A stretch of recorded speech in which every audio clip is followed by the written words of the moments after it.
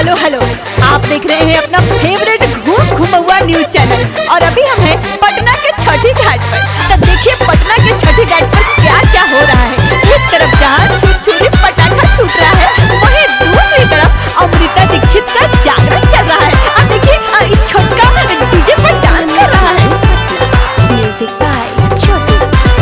छोटे खूबे छुरछुरे पटाखा होता घाट पर धूम धड़ाका। छोटे खूबे छुरछुरे पटाखा होता घाट पर धूम धड़ाका।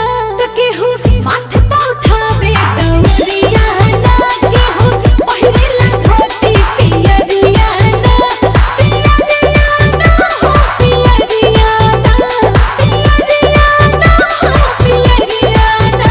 केहू डीजे पहिरावे कमरिया ना, केहू पहिरेला धोती पियरिया ना, केहू डीजे पहिरावे कमरिया ना, केहू पहिरेला धोती पियरिया ना। ओह क्या नजारा है घाट का। कहीं पर लाल पीले हरे झालर लगे हैं और चारों ओर चोंगे टंगे हुए हैं। वाह क्या बात है।